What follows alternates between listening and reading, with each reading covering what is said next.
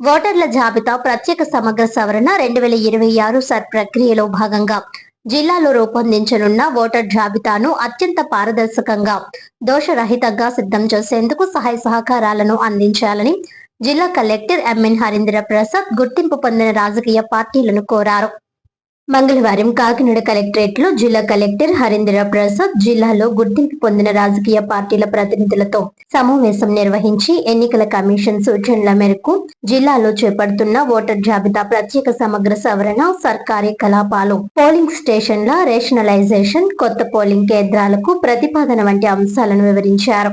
ఈ కార్యక్రమాలు అన్ని సజావుగా సాగేందుకు రాజకీయ పార్టీల ప్రతినిధులు తమ సహకారాన్ని అందించాలని కోరారు. ఈ సమావేశంలో జిల్లా రెవెన్యూ అధికారి డాక్టర్ టి తిప్పేనాయక్, గుర్తింపు పొందిన రాజకీయ పార్టీల ప్రతినిధులు Sabbarapu Apparao, BSP, Chodisetti Ramesh, BJP, Kanam Prasad Rao, CPM, Polisetti Srinivas, INC, Gadula Saibaba, TDP, Adabala Satyanarayana, Janasena, Ravuri Venkateswararao, YSRCP ఎన్నికల విభాగ superintendent M Jagannatham, DT Teja, ఇతర అధికారులు తదితరులు పాల్గొన్నారు.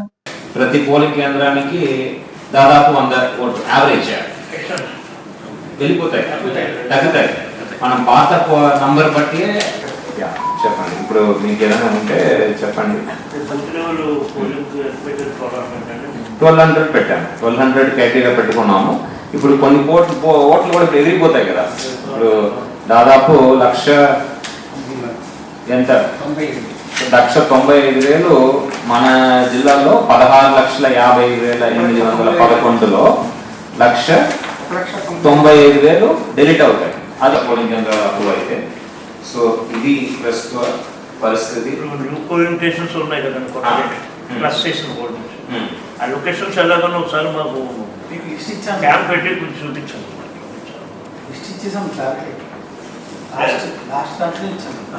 ఉంటాయి.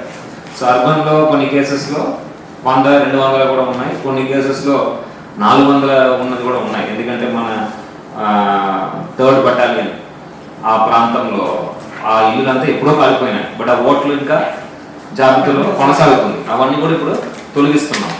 మనము పంపించడం జరిగింది. ఎన్ని పోలింగ్ కేంద్రాలు మనము పెంచుతున్నాము, ఎన్ని పోలింగ్ కేంద్రాల పేర్లు మార్చుతున్నాము అనేది అంతా కూడా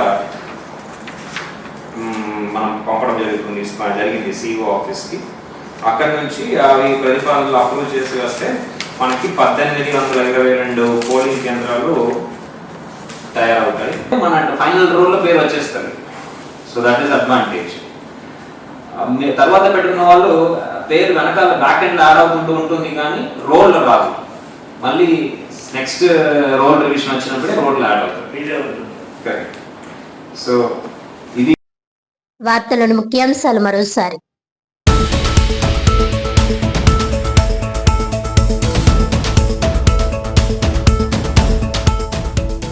గతంలో ప్రకటించిన 11,639 పోలీస్ కానిస్టేబుల్ పోస్టులకు రాష్ట్ర ప్రభుత్వం నోటిఫికేషన్ ఇవ్వాలి, లేకుంటే నిరుద్యోగులంతా డివైఎఫ్ఐ ఆధ్వర్యంలో చలో విజయవాడ నిర్వహిస్తామని హెచ్చరించిన డివైఎఫ్ఐ రాష్ట్ర కార్యదర్శి జి రామన్న.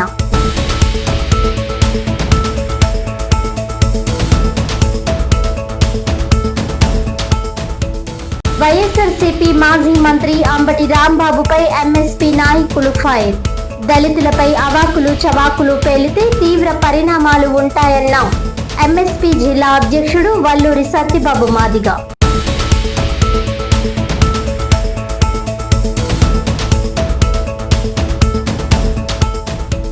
సర్ 2026 ప్రక్రియలో భాగంగా జిల్లాలో రూపొందించనున్న ఓటర్ జాబితాకు సహకరించండి. అత్యంత పారదర్శకంగా, దోషరహితంగా సిద్ధం చేసేందుకు గుర్తింపు పొందిన రాజకీయ పార్టీలను కోరిన జిల్లా కలెక్టర్ ఎంఎన్ హరీంద్ర ప్రసాద్.